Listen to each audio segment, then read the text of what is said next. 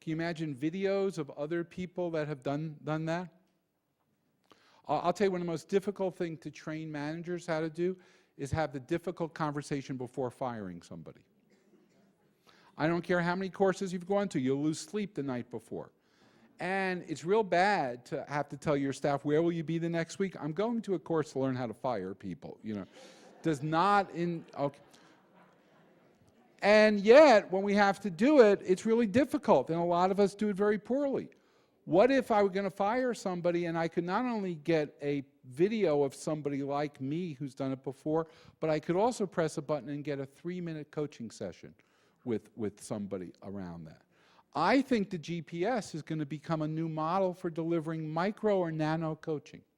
MetLife has just found that in their sales training, they're moving away from classes to moving into coaching, to do more coaching as a way, and very behavioral coaching, but not therapeutic coaching, not taking you back to when you were a kid, but really looking at, here's the competency, here's what you're doing, where are the gaps, and can we provide you some perspective and expertise in that.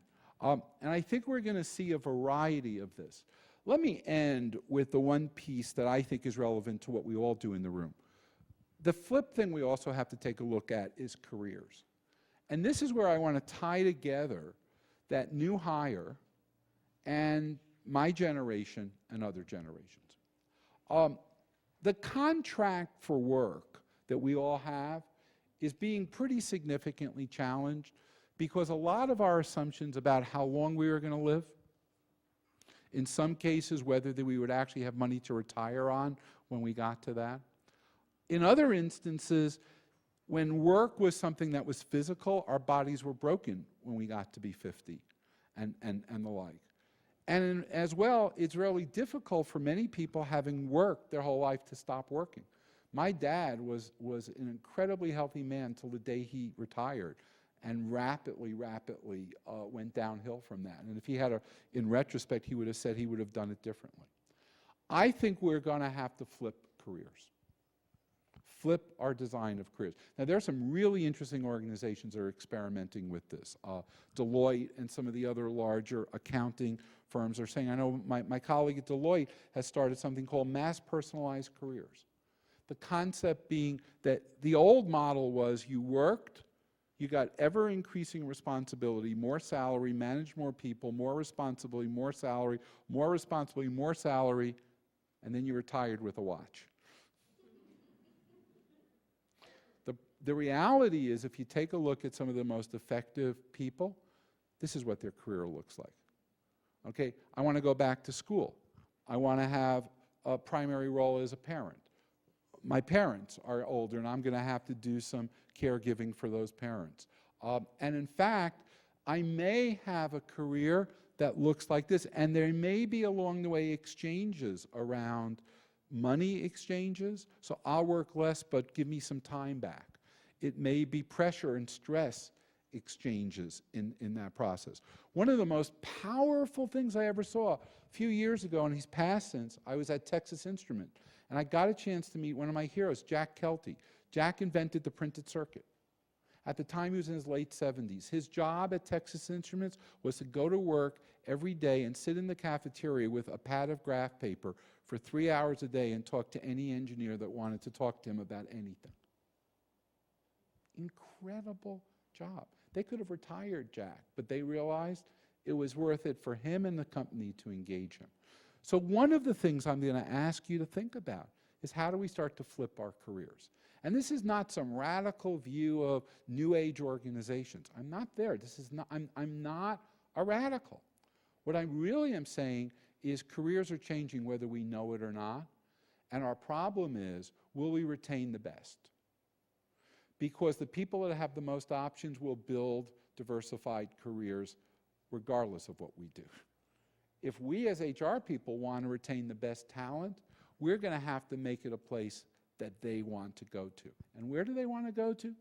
They want to go to a place where we're willing to be agile in thinking about what work is, what the workforce is, what our careers are, that we capture the knowledge of video and allow them, whether they're working from home, on the road, or starting a new job to get access to the videos of the people that retired yesterday and are no longer there, but have real interesting ability there.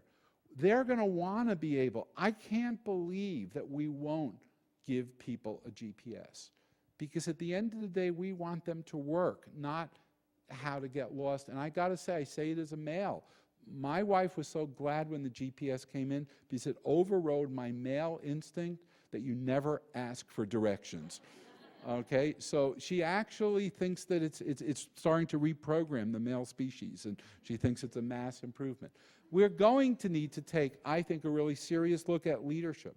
And I recently wrote an article about leadership in which I joked, it was an April Fool's edition, that one company is randomly selecting leaders with a Wheel of Fortune element, and it was working out to show no significant difference. And I got 700 emails from people saying, it's not a joke, it's a really good idea, can we try it out? And we're now going to. I think we're going to have to view that people are going to work and need to be connected with things that they can touch, and data they can touch, and mobility. I think we're going to have to honor the role that communities do, and it's not Facebook. I get so annoyed when we use Facebook and Twitter as our examples of what social media is. What social media is that when I go to a restaurant now, I can see reviews of where it's been. When I go to a movie, I see what some other people have done. And when somebody gets sick, my mother-in-law can find out some advice about how to cope with it. And finally, learning and knowledge. I have spent my life trying to eliminate the word training from our vocabulary. Training is what you do to doggies. Okay, learning is what engaged employees do if you give them the right assets. And out of learning comes knowledge, and out of knowledge comes healthy people, healthy organizations, and healthy nation states. So, ladies and gentlemen, flip happens. Whether you are part of it or not is your decision. Whether you're a victim of it or a designer is your decision. But I encourage you to, over the next couple years of your career, flip a little. And I'm now going to turn the mic over, and I think we have some food in our future.